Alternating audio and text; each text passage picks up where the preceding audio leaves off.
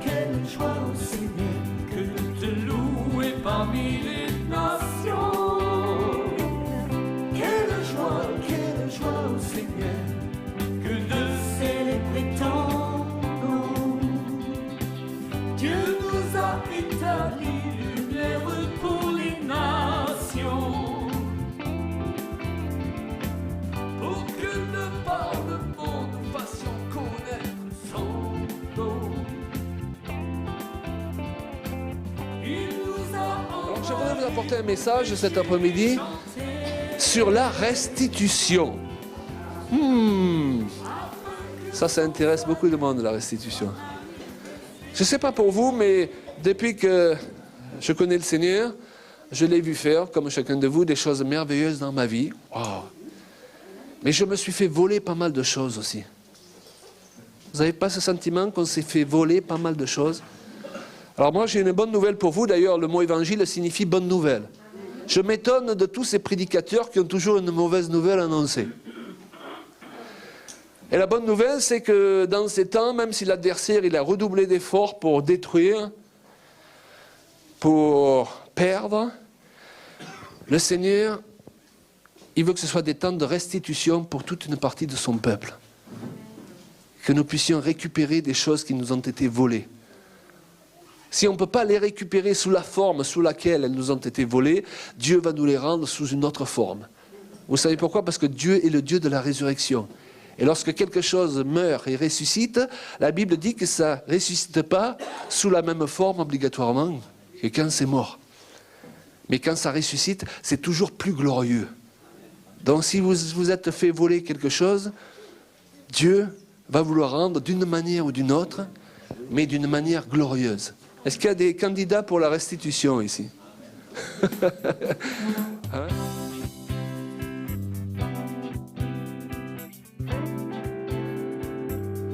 Donc le Seigneur m'a donné ce verset il y a un moment au sujet de toute une partie de l'Église. Ésaïe 42, 22. C'est un peuple pillé et dépouillé. On les a tous enchaînés dans des cavernes, plongés dans des cachots. Ils ont été mis au pillage et personne qui les délivre. Un peuple dépouillé, personne qui dise « restitue ». Je voudrais qu'à la fin de ce message, on puisse ensemble prendre autorité et dire « restitue ». Puisque Dieu nous dit dans sa parole qu'il cherche des hommes et des femmes qui sont capables de dire « restitue » à l'adversité. Et pas juste d'attendre que ça se fasse tout seul. Voilà un texte qui définit bien toute une partie de l'Église de Jésus-Christ aujourd'hui, un peuple pillé et dépouillé. Alors vous allez me dire, Claude Payan, vous exagérez un peu. C'est quand la dernière fois que vous avez rencontré un chrétien dont le compte en banque il est rempli, qui est en parfaite santé, qui n'a pas des problèmes de couple? Ça devient rare. Ça devient rare. Nous qui voyageons, on se rend compte que ça devient rare. Quand tu dis « je suis heureux avec ma femme », il y a des tas de gens qui te regardent comme pour dire « mais c'est bizarre ». C'est pas normal. L'anormal est devenu normal. Avoir des conflits, avoir des problèmes, aller vers le moins au lieu d'aller vers le plus. Parce que c'est un peuple qui s'est habitué à être dépouillé.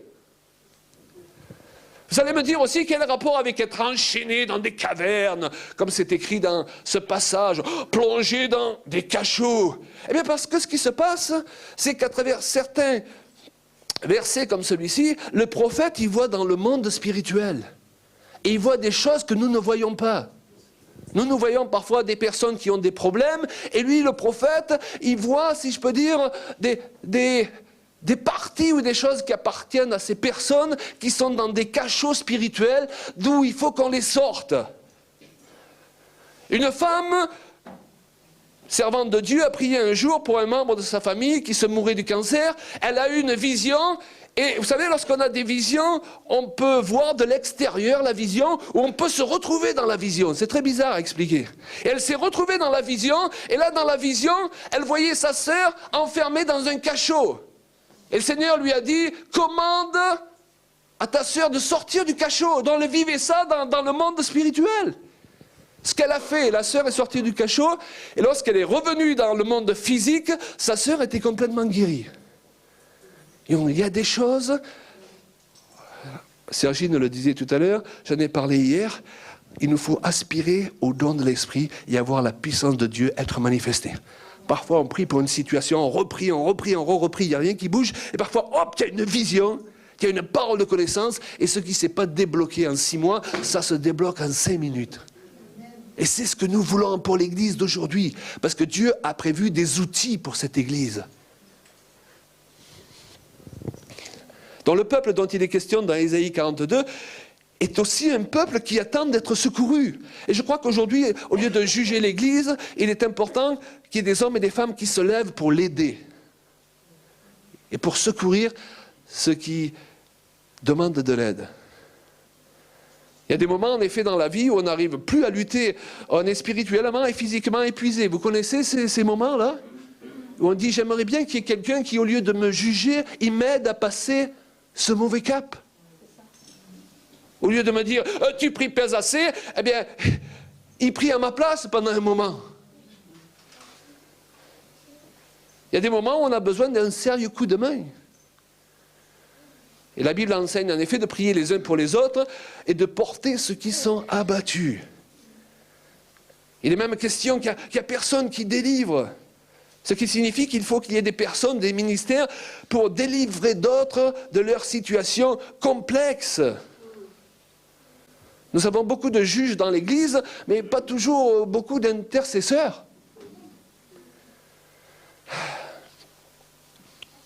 Notre texte d'Ésaïe dit encore et nous explique pourquoi tant de situations ne trouvent pas de solution, non pas parce que tout ce que Dieu permet est sa volonté, loin de là, mais parce qu'il n'y a personne qui dise « restitue ». Waouh!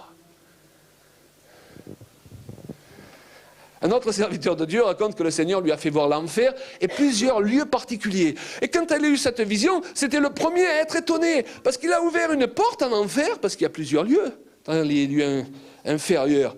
Et derrière cette porte, il a vu des tas de choses qui pourtant existaient sur terre, même des objets.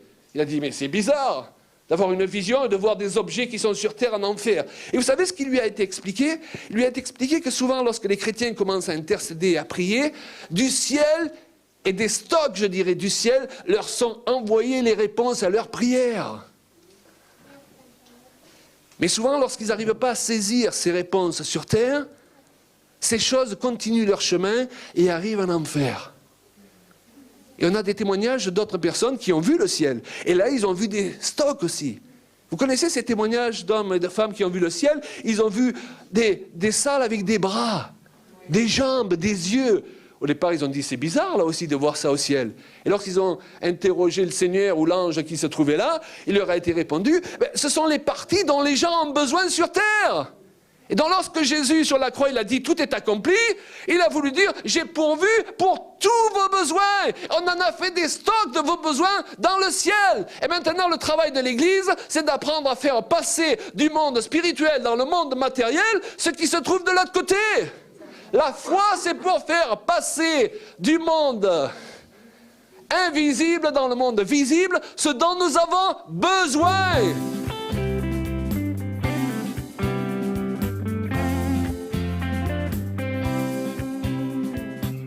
Alors je continue avec ces exemples d'une autre prophétesse parce que j'étudie beaucoup les visions qu'ont eues les uns et les autres. Je connais beaucoup de gens qui disent qu'ils ont eu des visions toute la journée et c'est vraiment pas sérieux.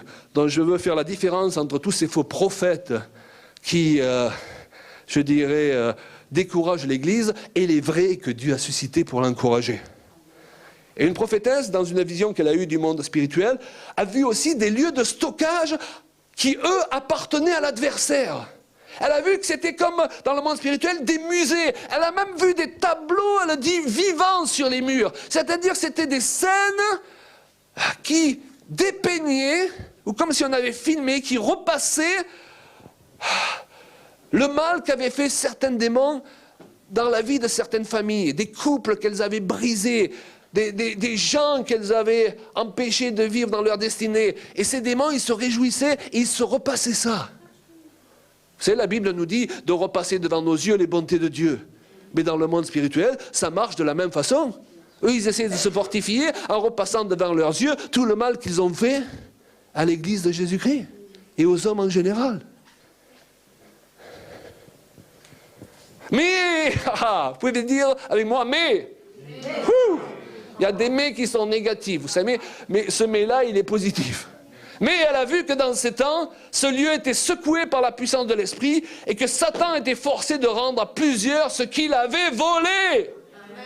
Et cela, selon le principe biblique de la restitution. Parce que dans la Bible, quand tu dois restituer, c'est 7 fois ce que tu as volé. Donc, ne vous contentez jamais que le diable vous restitue exactement ce qu'il vous a volé. Il faut qu'il rende les intérêts aussi. Et c'est un état d'esprit. OK? Eddie Baker, elle dit que l'église de la moisson de ces temps, qui va se lever, se verra remplacer les années qu'ont dévoré la sauterelle, le gélègue, le asile et le gazam. Il y a des gens qui sont partants, là, pour que cette parole s'accomplisse.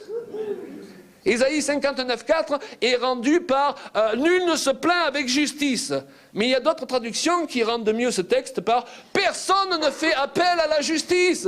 Dieu cherche des hommes et des femmes qui font appel à la justice. Vous avez vu toutes les injustices au sein du peuple de Dieu? Il y a des gens justes qui meurent de tous les côtés et il y a des gens qui font rien pour servir Dieu et qui prospèrent. Il y a un dysfonctionnement. Vous vivez dans le même monde que moi?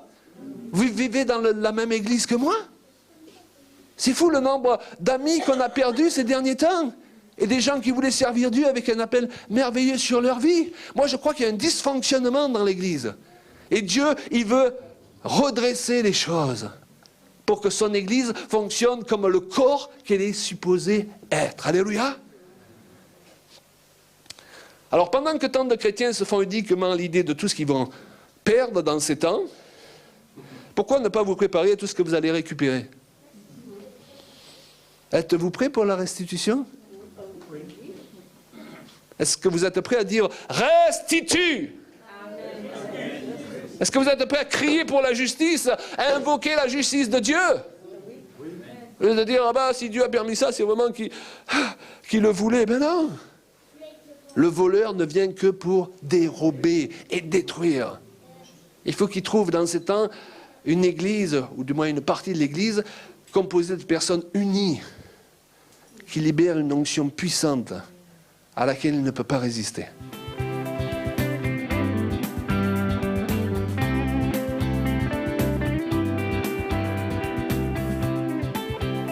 Peut-être que vous avez vécu à un moment donné de votre vie, dernièrement peut-être, une situation que vous pouvez qualifier de pire.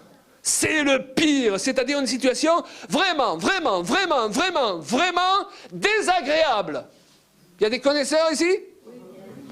Parce qu'il y a des situations désagréables dans la vie. Mais il y en a d'autres, elles sont vraiment désagréables. Voilà.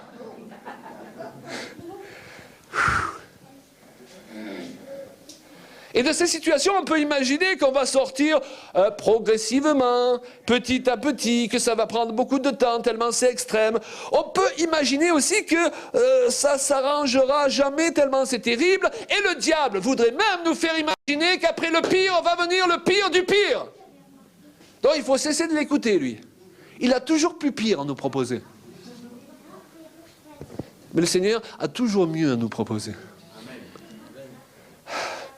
Et le message que je veux vous apporter ici, qui est appuyé par la parole de Dieu, bien sûr, et par mes propres expériences, est que par la grâce de Dieu, on peut passer du pire au meilleur. Pas juste du pire au mieux, hein, je le répète, mais du pire au meilleur. Et beaucoup des hommes de Dieu, d'ailleurs, qui nous sont donnés comme exemple dans l'Écriture, ont vécu ces situations qu'ils pouvaient qualifier de pire, mais ils ont vu aussi le pire se transformer en meilleur.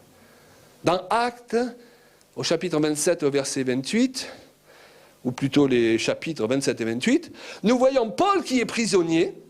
Déjà, ce n'est pas très folichon comme situation, vous êtes d'accord? Prisonnier. Il quitte la Crète sur un bateau en direction de l'Italie, puis de Rome. Bien vite, le bateau se retrouve pris dans une tempête. Et ce n'est pas parce qu'il a fait quelque chose de mal. Hein. Cela arrive d'ailleurs parce qu'on n'a pas écouté ses conseils. Vous êtes déjà retrouvé dans une galère à cause des autres et vous y êtes pour rien? Il y a des connaisseurs? Le bateau, il est entraîné au large, à la dérive. On ne contrôle plus rien. Vous connaissez ces situations? Où vous ne contrôlez plus rien, les factures s'accumulent. Il y a celles que vous attendiez, puis il arrive celles que vous n'attendiez pas aussi. Et dans la même période, tu ne te rappelais pas que tu avais fait un chèque qui devait être encaissé juste dans cette semaine-là. Et ton trou, il ne fait que grandir. Il y a des connaisseurs en trou de banque? Hein? Et là, ce n'est pas une petite tempête qui survient, mais le genre de tempête qui dure plusieurs jours. Vous connaissez ces situations? Vous priez et il n'y a rien qui s'arrange. Et le diable te dit, ça ne sert à rien de prier. Et si tu l'écoutes, tu vas arrêter de prier. Ça s'aggrave de plus en plus au lieu de se calmer. Si bien que tout le monde est saisi de peur. Puis on est obligé de tout virer par-dessus bord pour alléger le bateau, absolument tout. Le téléphone portable de Paul, son ordinateur, il y a tout qui passe à la poubelle. Tout passe par-dessus bord. D'ailleurs, il paraît qu'il avait prévu d'écrire une épître aux Toulousains, on dit les Toulousains, voilà, qui ne vous est jamais parvenue parce qu'elle était dans son ordinateur qui est passé par-dessus bord. Okay? Imaginez quelqu'un qui fait faillite et qui perd tout, quelqu'un que son conjoint quitte. Et là, c'est ce qui se passe. Le bateau vient s'échouer près d'une île. Plus de bateaux. Le gars, il est parti en bateau et d'un coup, il n'y a même plus de bateau. Imagine que ta voiture a pris feu et tu n'as pas réussi à récupérer ce qu'il y a dedans, ni à sauver le véhicule. Tu voudrais donner ce court témoignage de ce qu'on a vécu à une époque avec une voiture que j'avais achetée sans consulter mon épouse? Je crois que ça ferait du bien au couple aussi. Hein? Et qui a brûlé devant nos yeux. C'est important que dans le couple, on soit d'accord. Mais il y a des fois où on n'est pas d'accord. Et c'est là où il faut être d'accord, d'être pas d'accord. On a couvert tout ça hier. Mais c'est mauvais de prendre des décisions contre l'accord de l'autre quand c'est une décision importante. Et il y a bien des années, mon mari, il voulait acheter une voiture. On était invités d'y aller en Suisse avec les enfants et on devrait partir 3 jours plus tard. Non, à ce moment-là, c'était 2 semaines plus tard. Il a dit, il faut qu'on ait une voiture. Mais on n'avait pas d'argent. Comment on va faire? Alors mon mari, il voit une voiture garée au bord de la route dans un quartier à côté et c'était marqué à vendre. Il a dit, ah, bonne affaire. Regarde, on peut l'acheter. Mesdames, je parle aux dames, hein, c'était laid. C'était horrible. On dirait une baleine accouchée sur le trottoir. C'était une sorte de voiture gris, mat, parce qu'il était vieille. Et elle est comme ça. Et je dis ça, jamais de la vie, on ne va pas acheter un truc comme ça. Parce que les hommes, eux, ils sont intéressés par combien de chevaux il a la voiture. Moi, c'est de quoi ça ressemble. Tu veux que moi, je monte là-dedans, hein?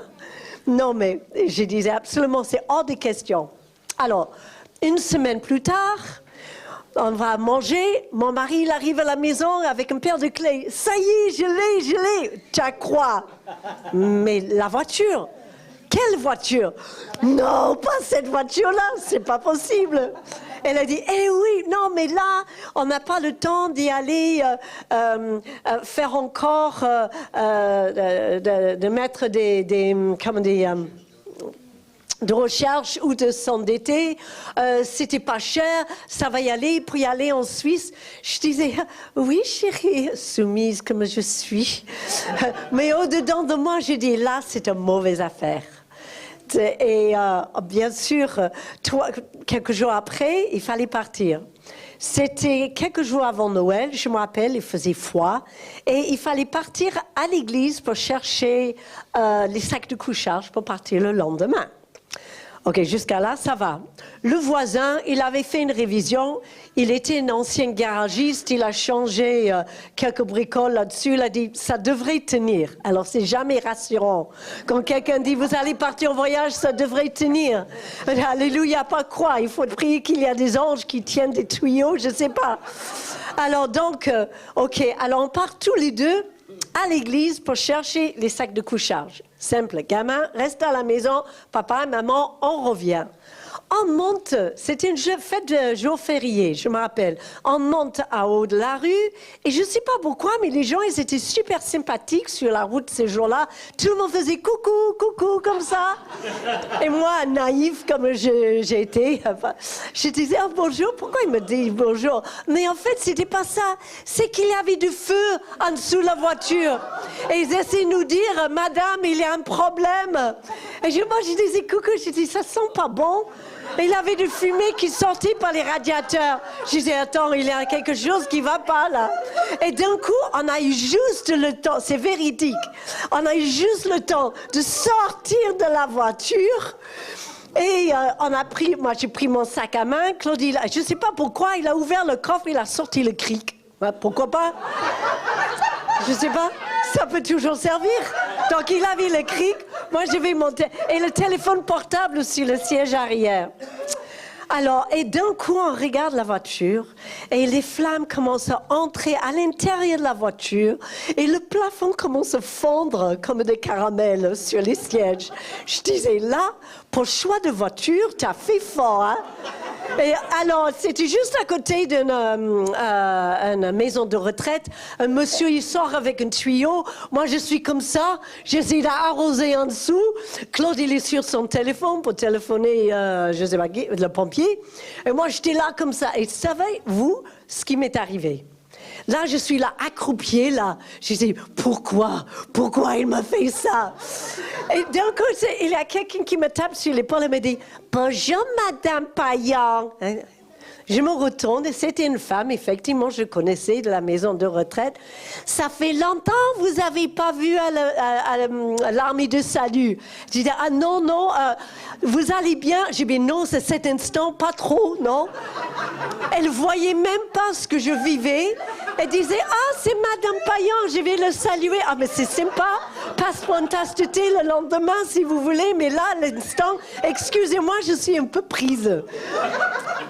Mais là, elle a pris son chemin, elle n'a rien vu. Je ne sais pas, il y a des personnes, ils ont pas aware, hein, comme ça. Alors, d'un coup, les pompiers, ils arrivent. Moi, j'étais couvert de, voiture, je ne sais pas. Ça faisait une sorte de tas comme des chamallows noirs collés sur le rez-de-chaussée. Les pompiers, je disais, oh, monsieur, heureusement vous êtes arrivé, j'ai peur qu'il explose. Il me regarde, madame, on n'est pas dans un film, là. Les voitures, ils ne s'explosent pas. Je disais, mais je ne sais pas, moi j'ai prié. Et d'un coup, la voiture, il était anéanti.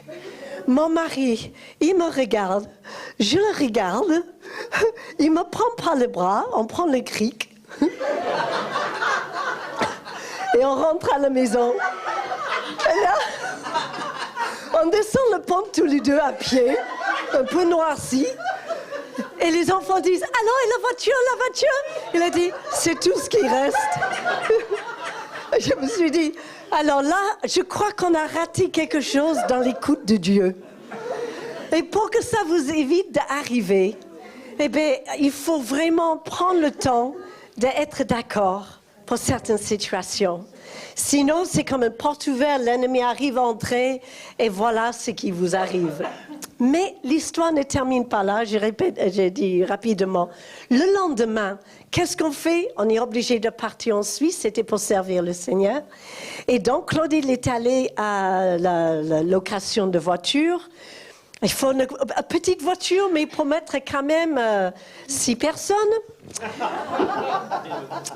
Et donc, qu'est-ce que j'ai le moins cher? Peut-être ça, oui, ça devrait y aller.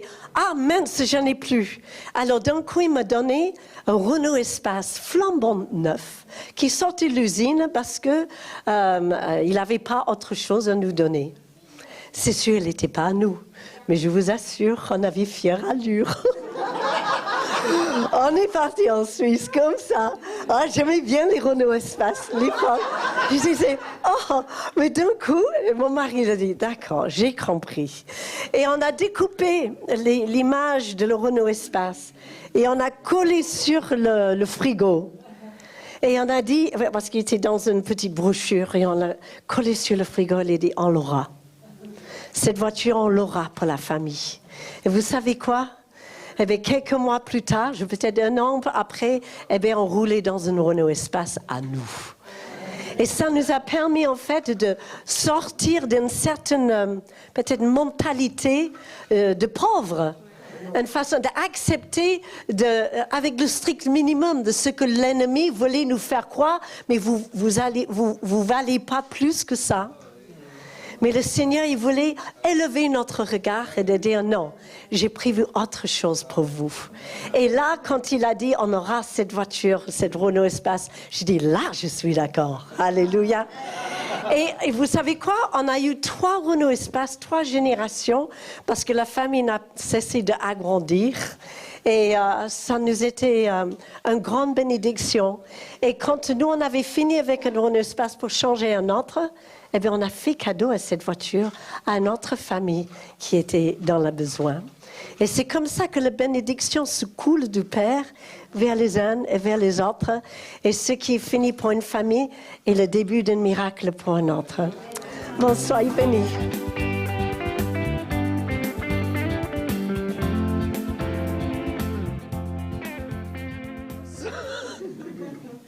Et en ce qui concerne Paul, il y a quand même des survivants, et tous ces survivants regagnent la côte tant bien que mal, et c'est l'île de Malte. Et pour corser le tout, là tu te dis, bon ça y est, ça va commencer à s'arranger, il fait pas beau, pire il se met à pleuvoir. Tout le monde est trempé, il reste trempé parce qu'il pleut. Brrr. On se réunit autour du feu, qui est préparé par les habitants de l'île. Ils sont très accueillants, ça c'est un bon point. Là on se dit ça va s'arranger, ça va peut-être commencer à s'arranger. Paul saisit une brassée de bois et qu'est-ce qui se passe? Il y a un serpent qui sort et qui le pique. Vous parlez d'une poisse? Si bien que les gens qui voient ça, ils disent mais ce type-là, il a un problème. Il vient d'échapper au pire pour se faire mordre par un serpent, et le texte grec sous-entend que c'est un serpent très venimeux.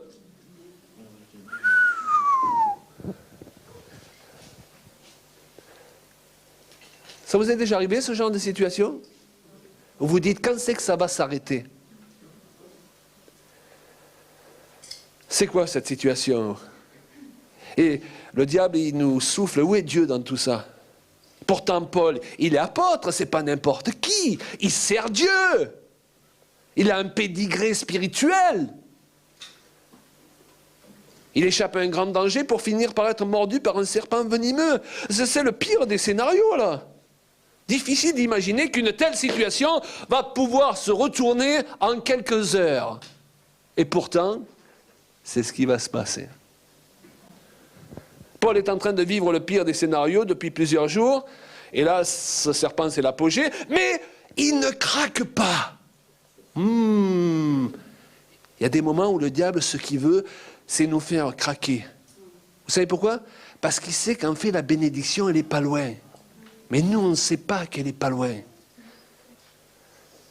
Il ne se laisse pas démonter, même, si je puis dire. Il secoue l'animal dans le feu. Waouh! Le texte grec sous-entend qu'il le secoue avec énergie, c'est-à-dire qu'il le secoue à plusieurs reprises. Vous connaissez ces situations, vous les avez secouées une fois et elles ne se sont pas réglées pour autant parce qu'il faut les secouer plusieurs fois. Les secouer, comme ça.